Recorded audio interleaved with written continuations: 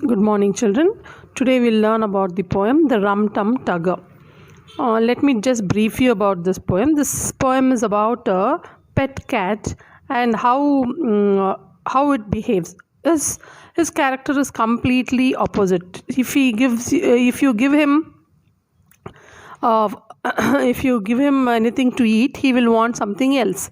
If you put him in the he will block the doorways and get into bureau drawers, and he will not get out of it. He will not have cream unless he steals and eat it himself. Then he is very fond of curdling, but he makes sure to jump into anyone's lap.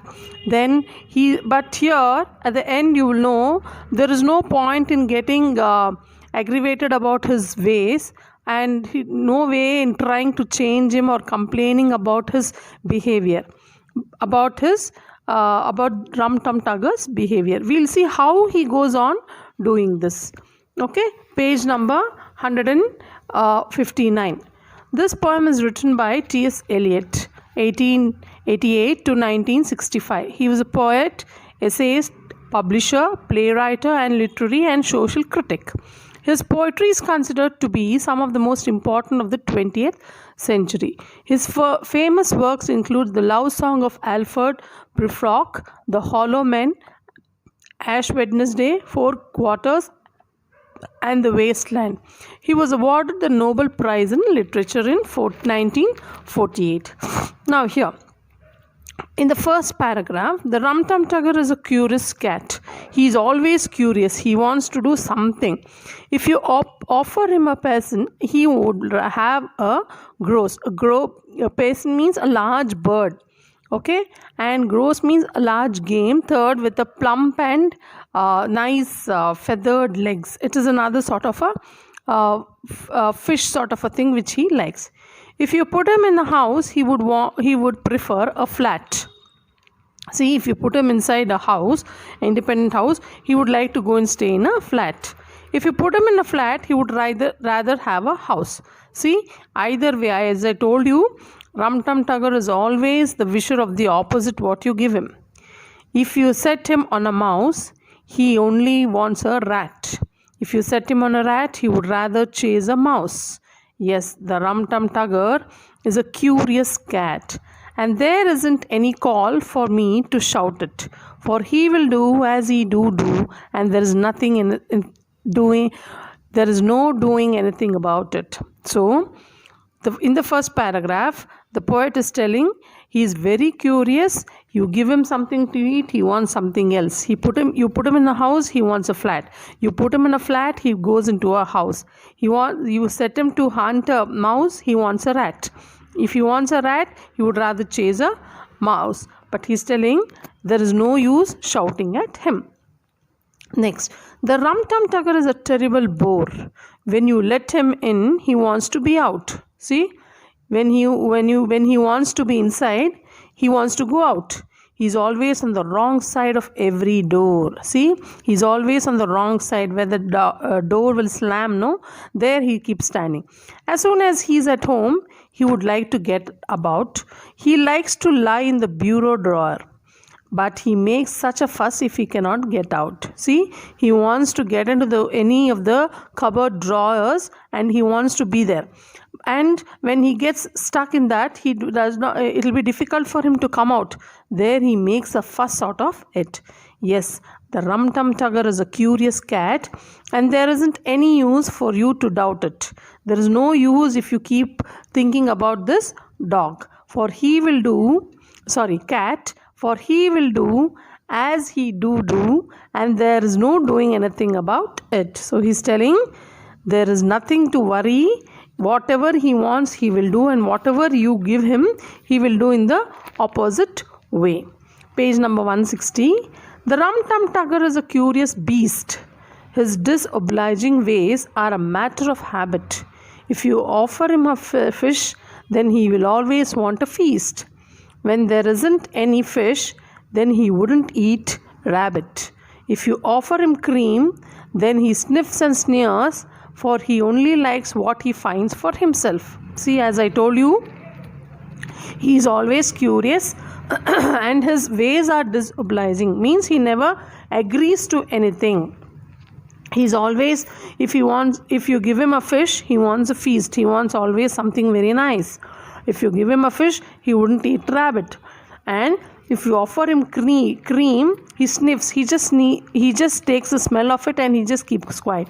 For he will want to eat only what he wants for himself. So you will catch him in the right up to the ears. If you put it away on the ladder shelf, the rum-tum-tugger is artful and knowing. The rum-tum-tugger does not care. Sorry, children. Does not care for a curdle, but he will leap on your lap in the middle of a singing. For there is nothing he enjoys like a horrible muddle. Yes, the rum-tum-tugger is a curious cat, and there isn't any need for me to spout it. For he will do as he do, and there is anything about it. See, he's telling, if you catch him tight, he will run, he will go into the shelf, and he knows, but he likes someone to cuddle him also. Cuddle him, but he likes someone, but he does not care also.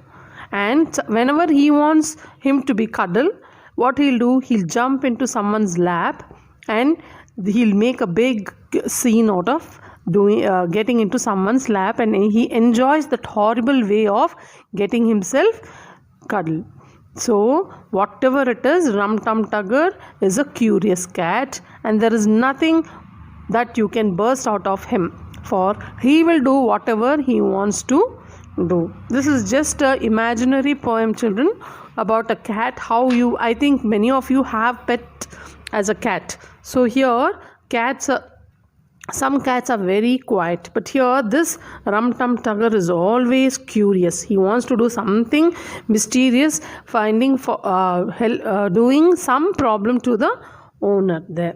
Okay, so here on page 161, children, here comment on the poet's use of repetition to add to the humor of the poem. That is a poetic appreciation. What is it? The repetition in the poem occurs in the stanza's ending lines. Everything you would have seen. For he will do as he do, and there is nothing about it. So that is the repetition at the ending of the line. Okay. So firstly, the lines convey the stubborn character that defines the rum-tum-tugger. It is a stubborn character. The only way to coexist with this cat is to make peace with his habits. Okay, so if you have to live with him, we have to adjust with his habits. The humor is further heightened, okay, by the tone of depreciation and failure in them. Finally, when you're coming to the end of the poem, there is some depression in the tone. There is a tone depression that they don't like his way of behavior. See, the poet tells him that he is a beast. Beast means an animal, a wild animal. Okay, so here it conveys that the poem has struggled long and hard with rum-tum-tugger's misbehavior, and finally he is just given up. This is the poetic appreciation, the repetition in the poem in the ending of the lines in each paragraph, in each stanza.